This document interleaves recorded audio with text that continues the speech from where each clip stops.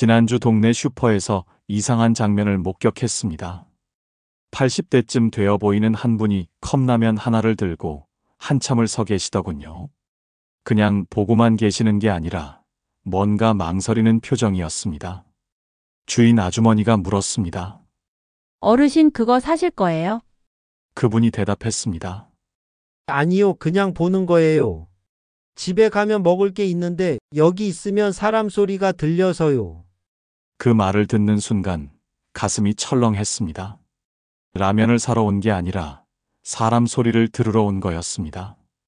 혼자 있기 싫어서, 집이 너무 조용해서 슈퍼에 서성이고 계셨던 겁니다.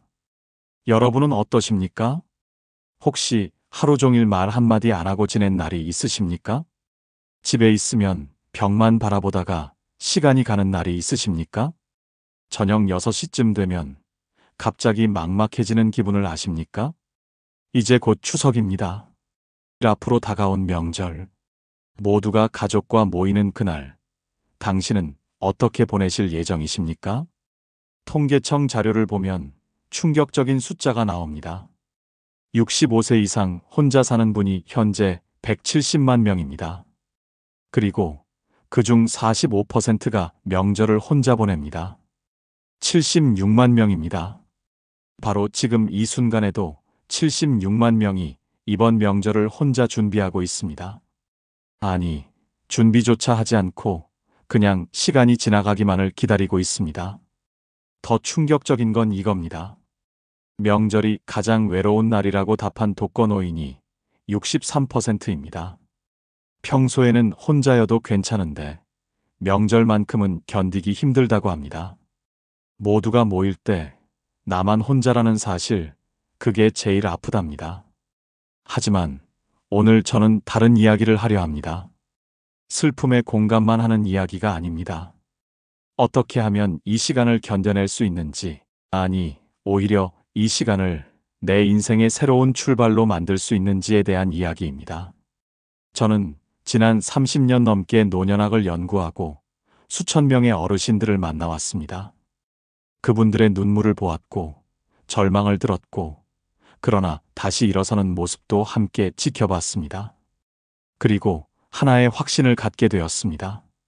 노년의 외로움은 피할 수 없지만 그 안에서 무너지지 않는 방법은 분명히 있다는 것. 오늘은 그 이야기를 하려 합니다. 한 남자의 이야기부터 시작하겠습니다.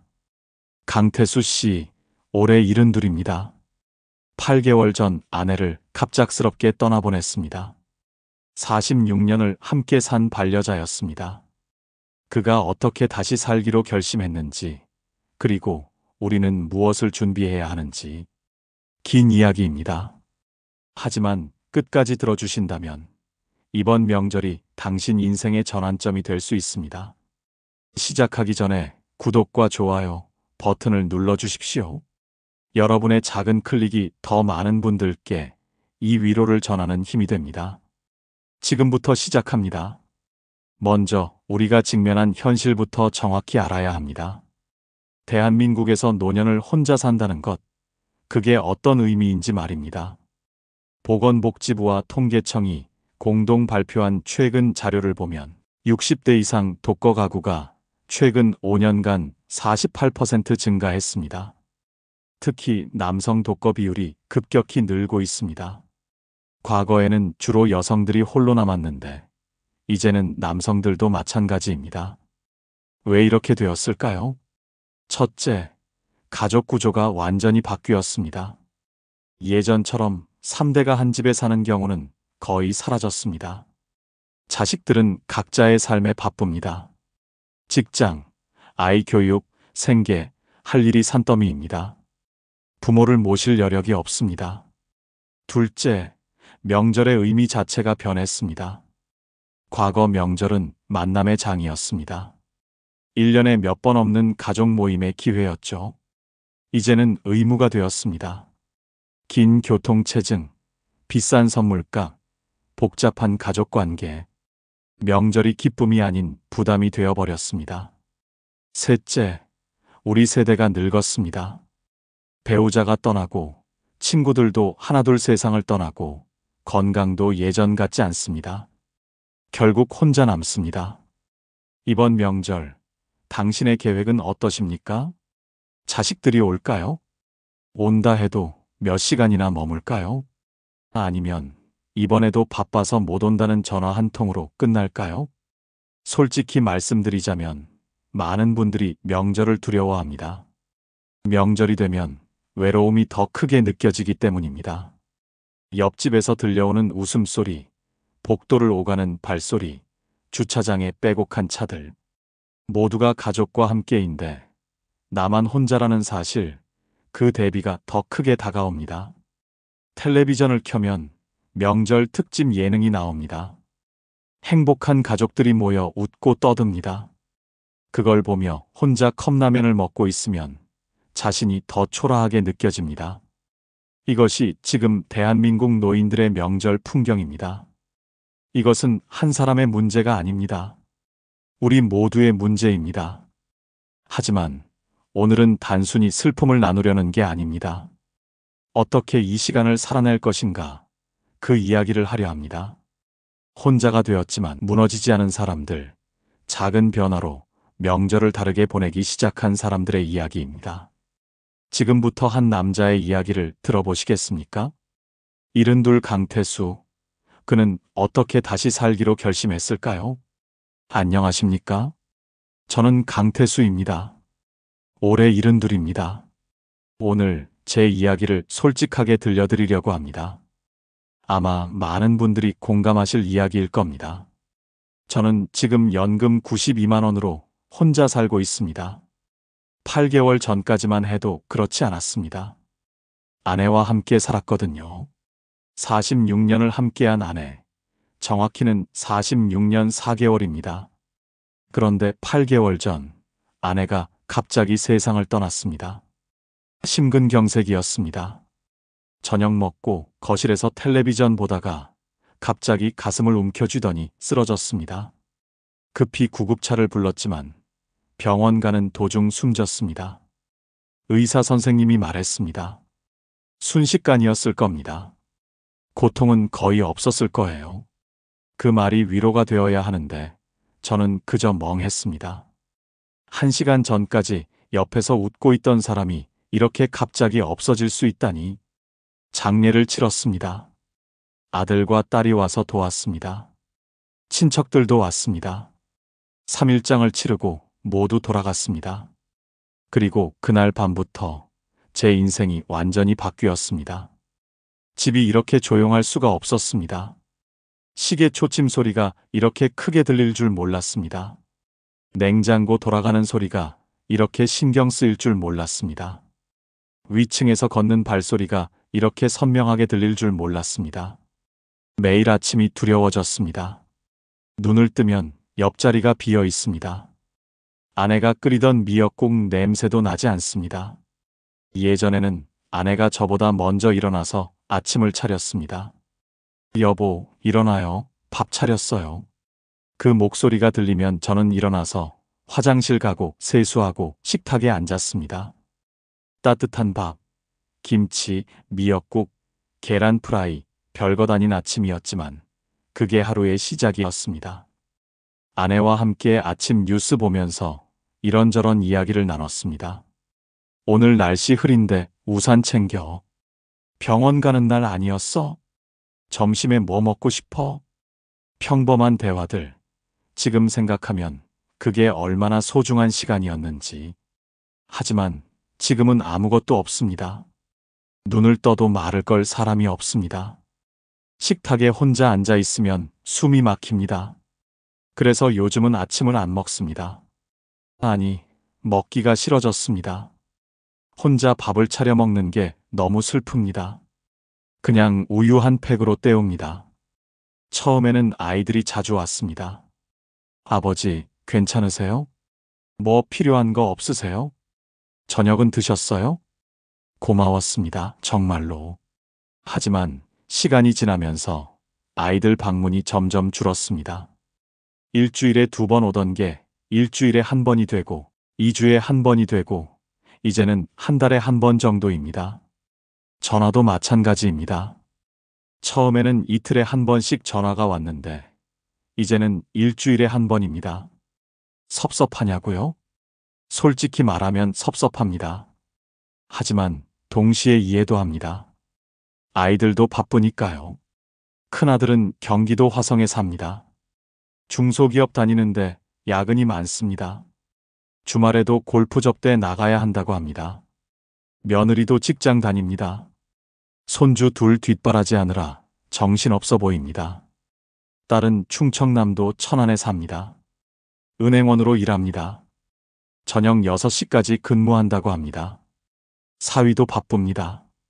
건설회사 다니는데 출장이 잦답니다. 이해합니다. 젊은 사람들은 다 바쁩니다. 먹고 살기 바쁩니다. 그걸 모르는 게 아닙니다. 그런데 문제는 이해하는 것과 외롭지 않은 것은 완전히 다르다는 겁니다. 저는 너무 조용합니다. 하루 종일 말을 안 하는 날이 많습니다. 목소리를 내지 않으면 목구멍이 잠기는 것 같습니다. 그래서 가끔 혼잣말을 합니다. 오늘 날씨 참 좋네. 점심에 뭐 먹지? 약 먹을 시간이네. 이상하죠? 72 먹은 사람이 벽 보고 혼잣말을 하고 있으니. 하지만 안 하면 더 이상합니다. 완전히 침묵 속에 갇힌 것 같거든요. 집안이 조용합니다. 너무나 조용합니다. 시계 소리, 냉장고 소리, 위층 발자국 소리, 그런 소리들만 들립니다. 예전에는 아내 목소리로 가득했던 집인데, 여보, 이리 와봐요. 마트에서 배 샀는데 달아요. 뉴스 보니까 요즘 세상 참. 그런 소리들이 그립습니다. 친구들은 어떠냐고요? 솔직히 말씀드리면 제 나이 또래 친구들도 비슷합니다. 배우자를 잃었거나 아니면 건강이 안 좋아서 자주 못 만납니다. 한 달에 한 번쯤 만나서 밥 먹습니다. 그런데 만나면 하는 이야기가 다 비슷합니다. 요즘 병원비가 장난 아니야. 우리 집 애들도 바빠서 통 얼굴을 못 봐. 혼자 사니까 밥 먹기도 귀찮아. 그런 이야기 듣고 있으면 더 우울해집니다. 그래서 요즘은 친구들도 자주 안 만나게 됩니다. 만나도 기분이 안 좋아지니까요. 차라리 혼자 있는 게 낫습니다. 그리고 돈 문제가 있습니다. 매달 25일이면 통장에 연금이 들어옵니다. 정확히 92만 원. 예전에는 이 돈으로 충분하다고 생각했습니다. 아내와 함께 살 때는요. 둘이서 아껴 쓰면 된다고 생각했거든요. 아내가 살림을 정말 잘했습니다. 마트 전단지 보고 싼 것만 사고, 전기 아끼려고 낮에는 불도 안 켜고, 여보, 우리 그래도 잘 살고 있어. 그렇게 말하며 웃던 아내. 그때는 정말 부족함이 없었습니다. 하지만 혼자 살아보니 완전히 다릅니다. 혼자 먹을 밥을 하려고 해도 재료 사기가 어렵습니다. 양파 1개, 감자 1개만 사고 싶은데 다 묶음으로만 팔아요. 결국 많이 사서 버리게 됩니다. 그러면 오히려 돈이 더 듭니다. 그래서 요즘은 편의점 도시락을 자주 먹습니다. 하루 한 끼는 7,500원짜리 도시락, 한 달이면 22만 5천 원입니다. 여기에 우유, 과일, 간식 사면 식비만 29만 원은 나옵니다. 관리비도 있습니다. 빌라 관리비가 월 11만 원, 전기, 가스, 수도 합쳐서 7만 원. 통신비도 있습니다. 핸드폰, 인터넷 합쳐서 5만 원. 여기까지만 52만 원입니다. 92만 원에서 빼면 40만 원 남습니다. 그런데 병원비가 문제입니다. 나이가 드니까 여기저기 아픕니다. 허리도 아프고 혈압약도 먹어야 하고 한 달에 병원비가 15만 원쯤 나옵니다. 그러면 이제 25만 원밖에 안 남습니다. 교통비, 생활용품, 갑자기 필요한 것 사면 금방 없어집니다. 혼자 살기엔 세상이 너무 비싸구나. 그런 생각이 듭니다. 예전에는 아내와 함께 우리 참 잘 산다고 말했는데 지금은 매일 계산기 두드리며 삽니다. 오늘은 뭘 아껴야 하나? 이건 꼭 사야 하나? 이 고민을 매일 합니다. 가끔은 서럽습니다. 평생 성실하게 살았는데 노년에 이렇게 쪼들려야 하나 싶어서요. 그런데 가장 힘든 건 돈이 아닙니다. 진짜 힘든 건 외로움입니다. 이 나이에 외롭다는 말이 창피했습니다. 일은 넘은 어른이 외롭다고 하면 웃기잖아요. 그래서 처음에는 참았습니다. 남자가 이런 걸로 약해 보이면 안 되지. 그렇게 생각했습니다. 하지만 하루 종일 말 한마디 안 하고 지내는 날이 계속되니까 정말 미칠 것 같았습니다. 특히 밤이 무섭습니다. 밤에 혼자 누워 있으면 온갖 생각이 다 듭니다. 내가 언제까지 이렇게 살아야 하나? 아내가 있었다면 어땠을까? 내가 죽으면 누가 알아줄까? 그런 생각들이 머릿속을 맴돕니다. 잠도 잘 안 옵니다. 아내 옆에서 자던 습관 때문에 침대 한쪽만 씁니다. 아내 자리는 그대로 남겨뒀거든요. 이불도 그대로, 베개도 그대로. 가끔 밤중에 깨서 옆을 보면 아내가 있을 것 같습니다. 하지만 항상 빈자리입니다. 그럴 때 정말 서럽습니다. 눈물이 납니다. 72 먹은 사람이 밤에 혼자 울고 있습니다. 아이들한테 전화하고 싶지만 밤 늦은 시간이라 못하겠습니다. 그래서 그냥 참습니다. 아침이 되면 괜찮아질 거라고 생각하면서요. 하지만 아침이 와도 똑같습니다. 혼자 일어나서 혼자 우유 마시고 혼자 텔레비전 보고 텔레비전도 재미없습니다. 아내와 함께 볼 때는 재미있었는데 저 사람 연기 잘한다. 요즘 젊은 사람들 다 예쁘네. 그런 이야기하며 보는 게 좋았거든요. 지금은 그냥 소음일 뿐입니다. 말 상대가 없으니까. 가끔 아이들이 옵니다. 한 달에 한 번 정도. 아버지, 잘 계시죠? 그렇게 인사하고 2시간쯤 있다가 갑니다. 그 시간이 제일 좋습니다. 사람 목소리가 들리고 집안에 생기가 도니까요. 하지만 아이들이 가고 나면 더 적적합니다.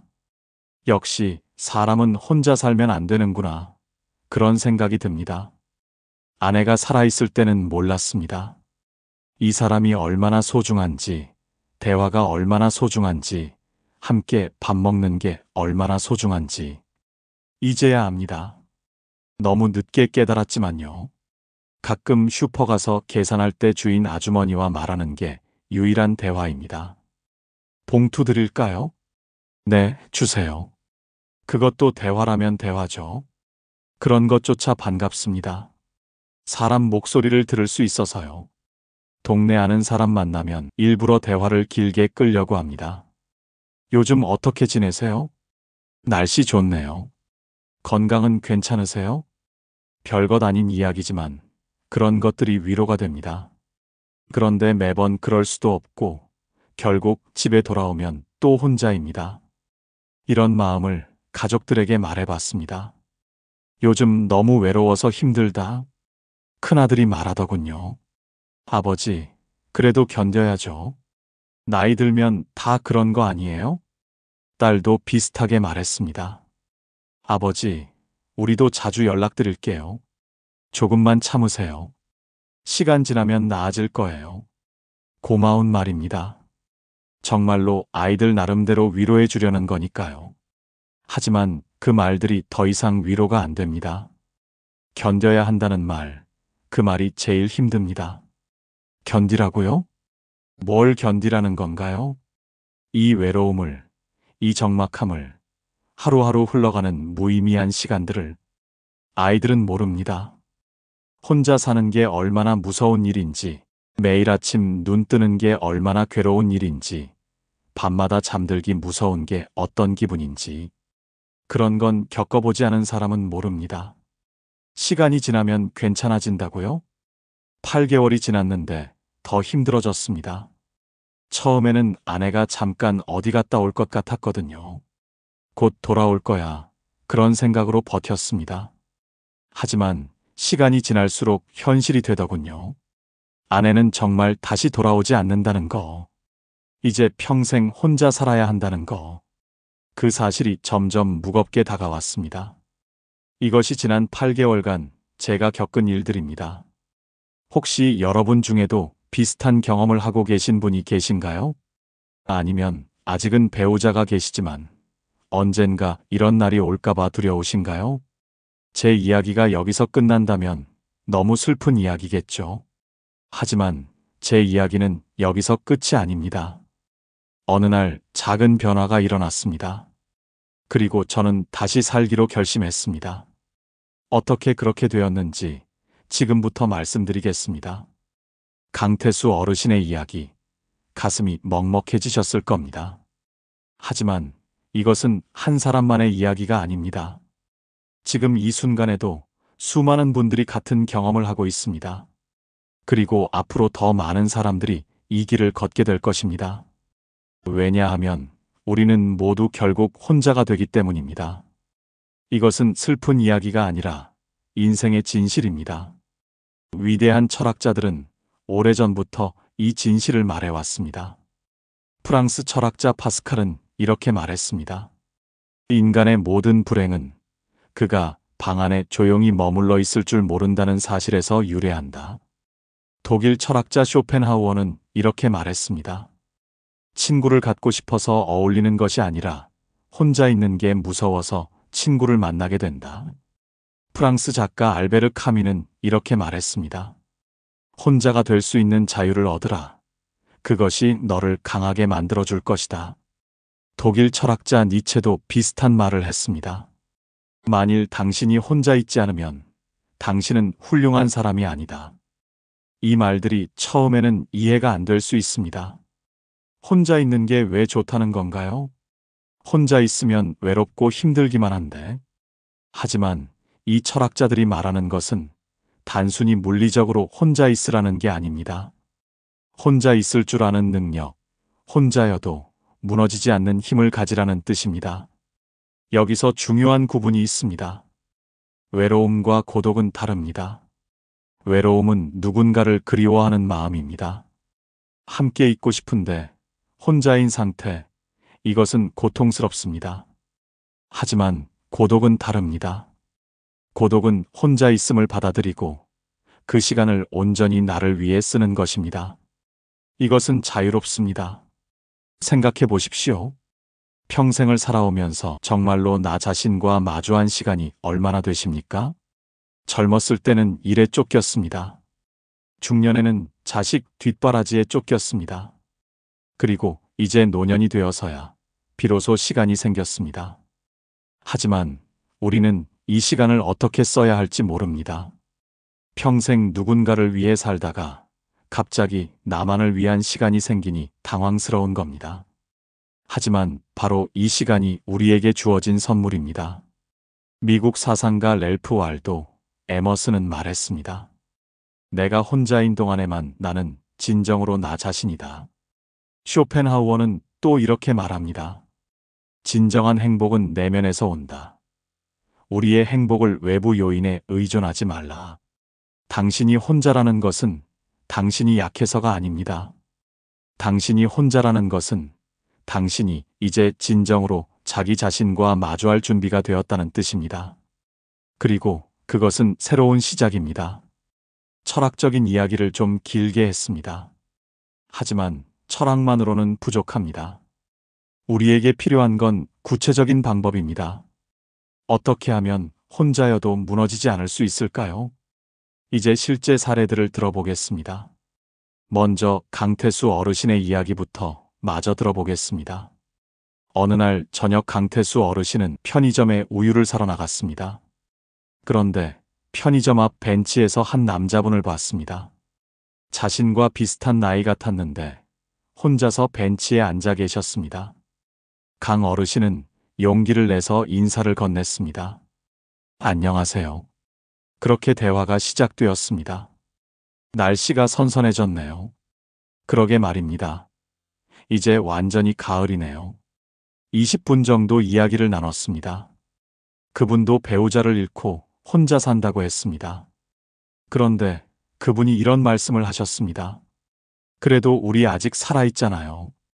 오늘도 해가 뜨고 바람도 불고 그것만으로도 감사한 일 아닐까요? 단순한 말이었지만 마음에 와닿았습니다.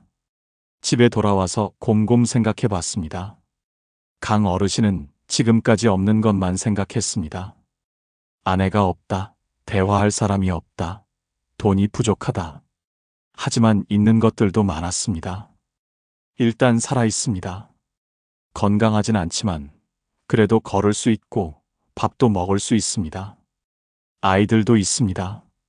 집도 있고 연금도 나옵니다. 그날부터 강 어르신은 작은 변화를 시작했습니다. 아내의 낡은 찻잔에 녹차를 타 마셨습니다. 예전에는 아내 물건들을 보면 슬퍼서 피했는데 이제는 그 잔으로 차를 마시면서 아내를 생각합니다. 여보, 오늘도 잘 지내고 있어? 아내 사진 옆에 작은 메모도 붙였습니다. 오늘 날씨 맑았어. 슈퍼에서 당신이 좋아하던 귤 샀어. 그리고 매일 40분씩 동네를 걷기 시작했습니다. 처음에는 힘들었지만 계속 걷다 보니 조금씩 나아졌습니다. 동네에서 다른 어르신들도 만나게 되었습니다. 안녕하세요. 오늘도 산책 나오셨네요. 깊은 대화는 아니지만 그것만으로도 좋습니다. 사람과 말을 섞는다는 것 자체가 위로가 됩니다. 식사도 조금씩 바꿔봤습니다. 편의점 도시락만 먹지 말고 간단한 요리도 해봤습니다. 달걀국, 김치찌개, 쉬운 것들부터요. 강 어르신의 말입니다. 큰 변화는 없어요. 여전히 외롭고 여전히 돈은 부족하고 아내가 그리운 것도 마찬가지고요. 하지만 작은 것들이 조금씩 쌓이니까 하루하루가 조금은 달라졌어요. 무기력하게 하루를 보내는 게 아니라 뭔가 하나씩 해보려고 노력해요. 대구 수성구에 사는 김순덕 씨 78입니다. 남편은 15년 전 세상을 떠났고 두 딸은 서울로 올라가 연락도 뜸해졌습니다.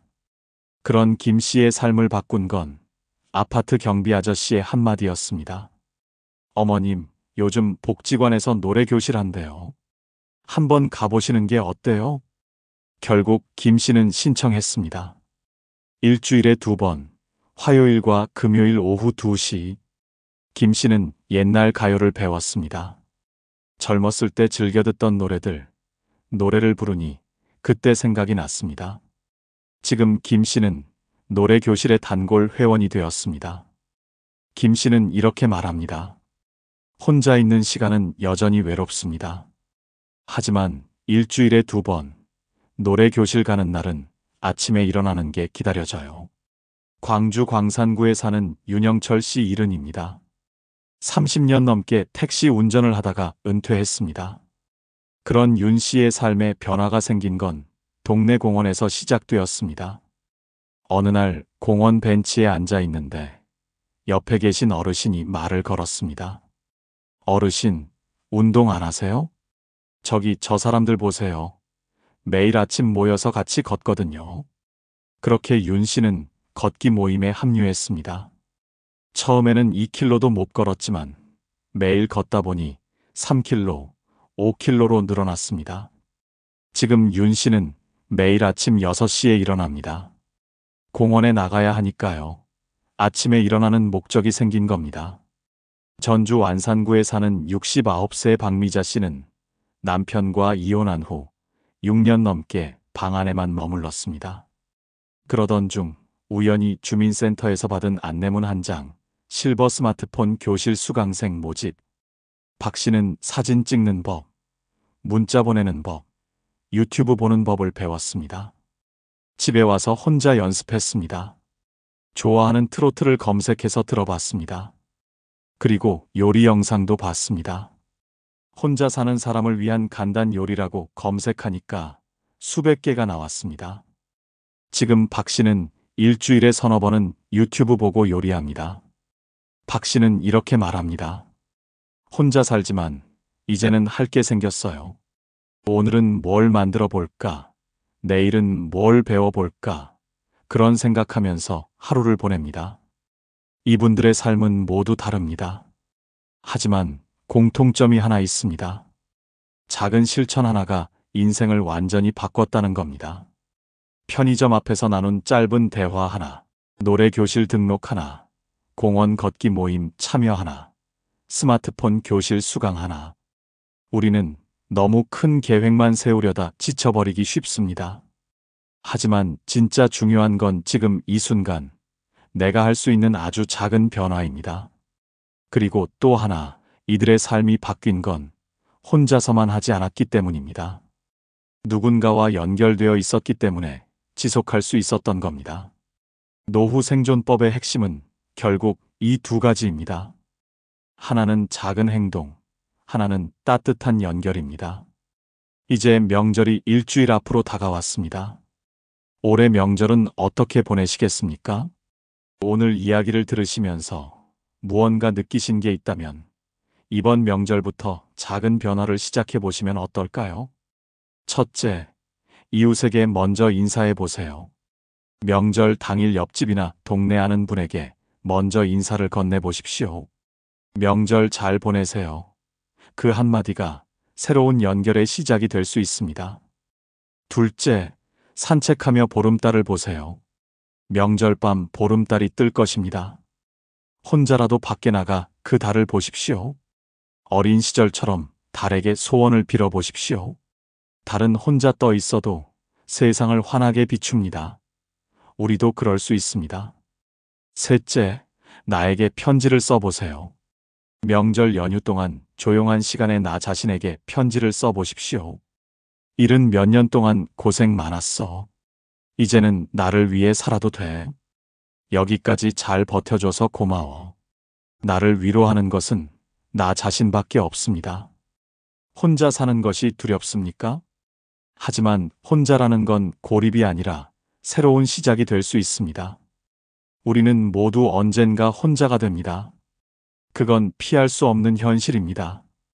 그러나 그 이후의 삶을 쓸쓸하게 보낼지 단단하게 살아낼지는 우리 각자의 선택입니다. 노후의 삶은 마치 바람이 잔잔한 호수 같습니다. 파도는 없지만 그 안에서 고요하게 빛나는 것들이 있습니다. 삶을 되돌아볼 시간, 내 마음을 돌볼 여유, 새로운 연결을 만드는 힘. 노후는 끝이 아니라 나로 돌아오는 시간입니다. 그런데 여기서 마무리하기 전에 한 가지만 더 말씀드리고 싶은 게 있습니다. 지난 30년간 수많은 어르신들을 만나면서 제가 발견한 또 하나의 진실. 가장 행복하게 노년을 보내는 분들에게는 공통점이 있었습니다. 바로 감사하는 마음이었습니다. 없는 것을 세지 말고 있는 것을 세십시오. 오늘 아침 눈을 떴다는 것, 따뜻한 물로 세수할 수 있다는 것, 밥을 먹을 수 있다는 것. 이런 당연해 보이는 것들이 사실은 기적입니다. 매일 밤 자기 전에 오늘 감사한 일 3가지를 떠올려 보십시오. 처음에는 어렵습니다. 하지만 자꾸 찾다 보면 보이기 시작합니다. 오늘 날씨가 좋았다. 슈퍼 주인이 친절했다. 저녁에 좋아하는 프로그램을 봤다. 이런 작은 것들에 감사하다 보면 마음이 조금씩 밝아집니다. 그리고 용서하십시오. 나를 힘들게 했던 사람들을, 나에게 상처를 준 사람들을. 그들을 용서하는 건 그들을 위한 게 아닙니다. 나를 위한 겁니다.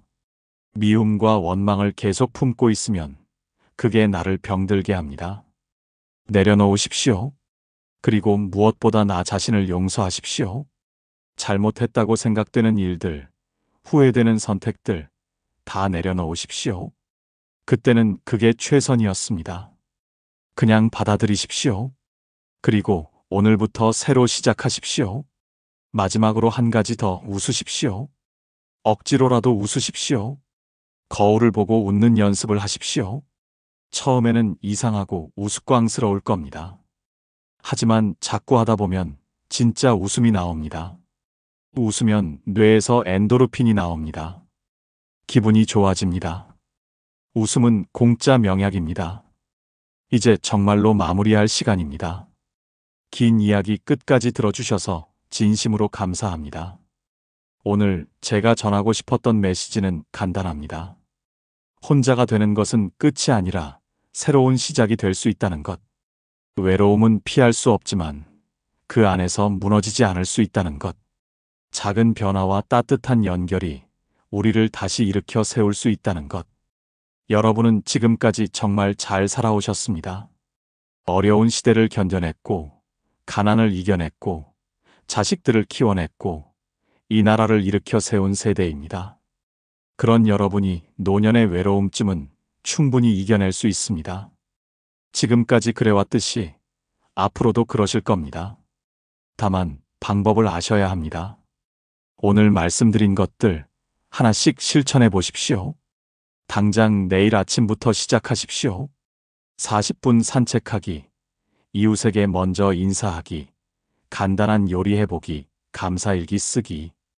이런 작은 것들이 쌓이면 인생이 바뀝니다. 진짜입니다. 제가 30년간 수천 명을 만나보고 확인했습니다. 작은 실천이 삶을 바꿉니다. 여러분 혼자가 아닙니다. 지금 이 영상을 보고 계신 수많은 분들이 같은 마음으로 같은 시간을 보내고 계십니다. 우리는 보이지 않는 곳에서 서로 연결되어 있습니다. 댓글로 안부를 나눠주십시오. 어떻게 지내시는지, 무엇이 힘드신지, 혹은 오늘 이야기를 듣고 어떤 생각이 드셨는지, 여러분의 목소리를 듣고 싶습니다. 댓글 하나하나 다 읽겠습니다. 그리고 좋아요 버튼을 눌러주십시오. 구독 버튼도 눌러주시면 감사하겠습니다. 이번 명절 여러분께 평안히 함께하기를 바랍니다.